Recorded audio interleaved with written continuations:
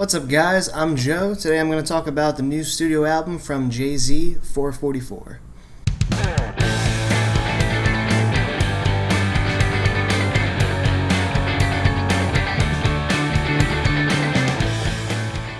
So Jay-Z is back. This is his 13th studio album. It's called 444. Came out pretty recently. It was originally released as a Tidal exclusive, but that only lasted a week. The next Friday, physical copies popped up in the store. It was on Apple Music. I use Apple, so I noticed it was on there, so I got right to listening to it. I'm not the biggest rap fan in the world. So far on this channel, I've done a lot of rock, metal, some alternative. But there have always been a few artists, at least, in the rap genre that I've really liked. Jay-Z being one of them, Kendrick Lamar, as you could tell, Kanye West, Eminem, some guys like that. For me, I personally like rap a lot when, artists tend to get, more personal with their lyrics as opposed to what you would typically kind of hear on the radio. And that's one of the main reasons I'm loving this new Jay-Z album. Definitely his best in a really long time, and certainly one of his most personal, if not his most personal. Just to dive right into it, the music on here is definitely a big turn on for me. It's very smooth, very jazzy, a lot of horns, some laid back beats, which I like a lot, but always very solid beats. That was kind of a problem I had with the last album, Magna Carta, Holy Grail.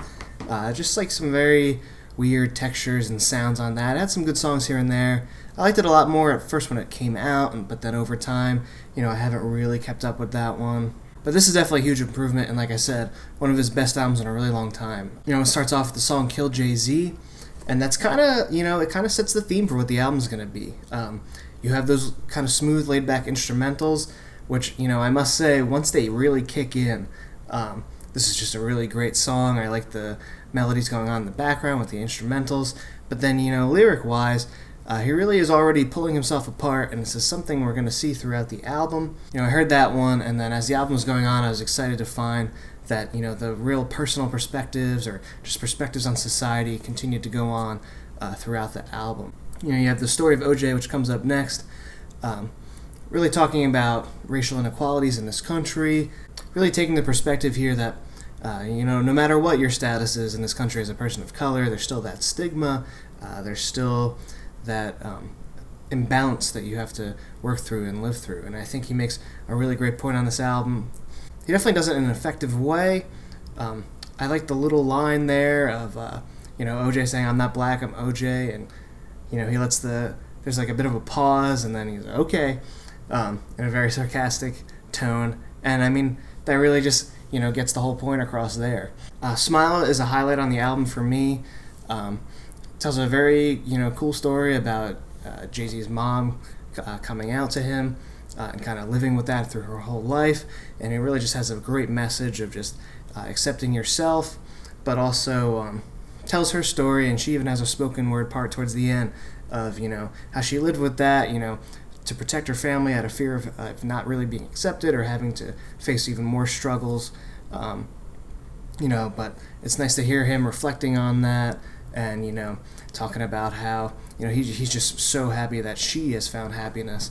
And it's just like, great, open, honest track. And that continues throughout the album. For me, the pinnacle of this album, the real highlight, is 444, the title track, and Family Feud, which comes right after it. It loops right into it.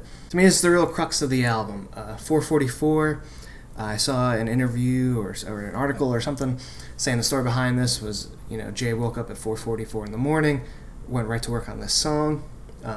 There's also significance between him and Beyonce with the number 4. But here he's coming out clean about, his infidelities and his marriage, and really just, dragging himself through the mud on this track, saying, how could you risk your marriage? How could you risk your children? Stuff like that. He reflects on, the fear that he has of eventually having to explain this to his kids as they get older and they see it out on the internet or whatever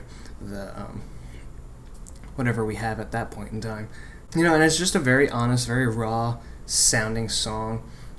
Again, these really great smooth instrumentals and like the vocals in the background have a strong melody to them, but also a very tortured sound to them, and it reflects the lyrics going on here. But then I like how it fades right into Family Feud, which features Beyonce on the track. And to me, this isn't like the redemption for what he did.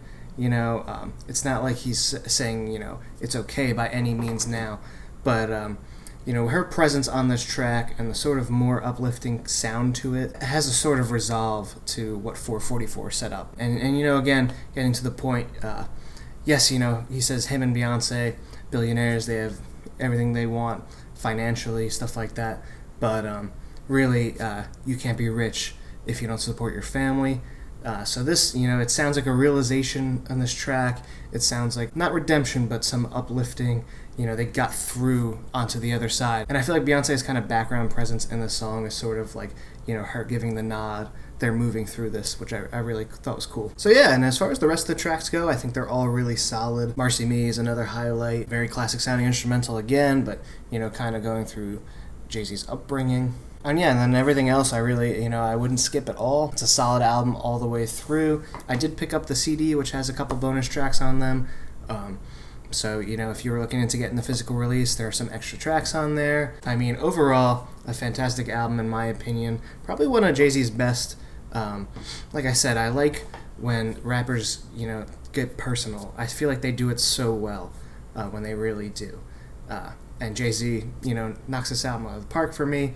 Instrumental-wise, lyric-wise, just everything about it just totally works. So, I'm going to give this one a 4.5 out of 5. I really do enjoy this album. Definitely be listening to it throughout the year. So thanks for watching. Don't forget to subscribe. Let me know what you think of the new Jay-Z album in the comments.